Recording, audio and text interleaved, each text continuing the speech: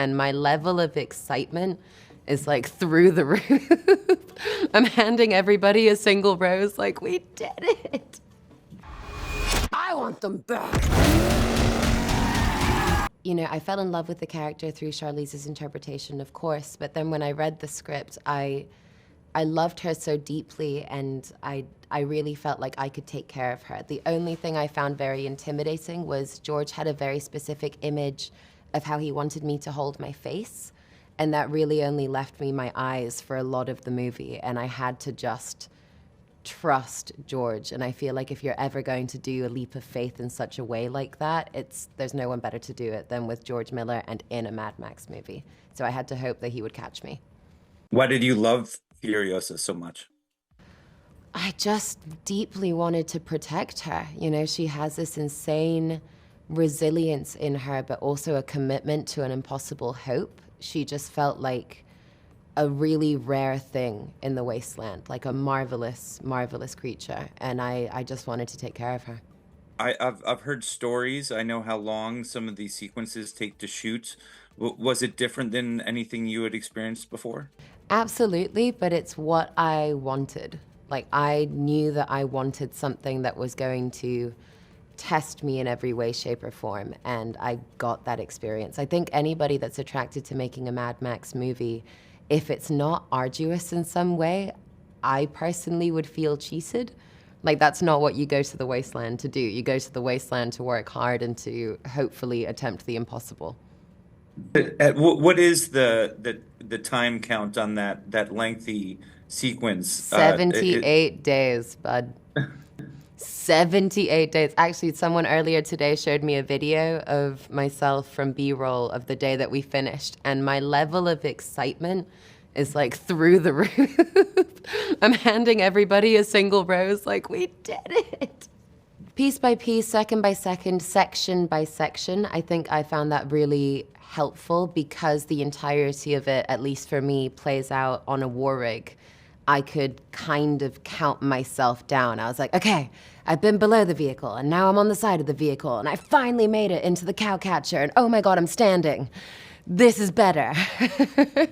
I got this job before Queen's Gambit had come out in the middle of COVID, and in England at the time, we were doing this wonderful thing where every Thursday you would stick your head out of a window and scream and make noise for the NHS to say thank you. And so in that section in the script, when it's like, you know, I want you to stick your heads out and I was like, well, I've been doing it. I have practice. I mean, given how long Fury Road took to make, were you at all concerned that you were signing away years of your life?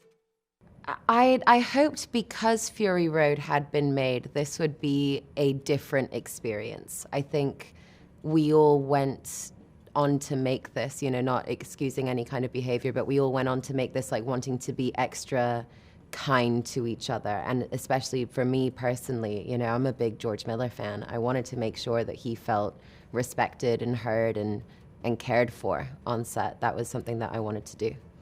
Whatever you have to do, however long it takes, promise you'll find your way home. I mean, more than anything, because as you mentioned, I was brought up on horror movie sets. It became a deep personal enjoyment when I could out-weird George Miller or when I could kind of like out-gore him. But that's more where I would get confused. I would suggest something and he'd be like, Anya, that's so violent. And I was like, what do you mean? Look at the world you've created. Would you study Fury Road for movement or voice? What did you do aside from the physical things to prepare for the role? I deliberately didn't. I watched Fury Road one time about a year before, like all the way through, about a year before I went out there just to have the story really in my veins. I did watch the first 10 minutes of Fury Road over and over again whilst I was in Australia because I was getting dailies and I wanted to see how things were going to be stitched together. We had 3 units running at all times, and it just helps you have placement in your world if you're able to see footage from all of them. But I think what Charlize did so brilliantly was she completely captured the essence of this character. And so I didn't need to try and impersonate anything. I just had to get to the essence of the character. Did you see it all recently, or were you watching dailies frequently as you went? I was watching dailies frequently as we went. I did just see it in Australia for the first time, but Chris and I will have the same answer to this. It's any time you see your film for the first time, it is a highly critical, uncomfortable experience. You need to watch it a few more times before you can actually let go of being somebody that made it and just become someone that gets to enjoy it. Furiosa as a character is somebody who lived with me from the second I read her on the page and has continued to live with me throughout. I'm looking forward to sharing the film with the world so that hopefully I can be a bit more like, okay, and you're safe. I can leave you there and appreciate you now rather than continuously have anxiety about it. I'm leaving for Cannes on Sunday, so I'll see Oh, some of the goodness. reception there. I mean, are you thrilled to be going there with this movie? Absolutely. In a really full circle moment, the only other time I've been to Cannes was when Charlize presented me with an award. So it feels very full circle, and they're so loving of George there. I think it will be, I hope it will be a really beautiful experience. I imagine you guys could roll up in the war rig if you wanted.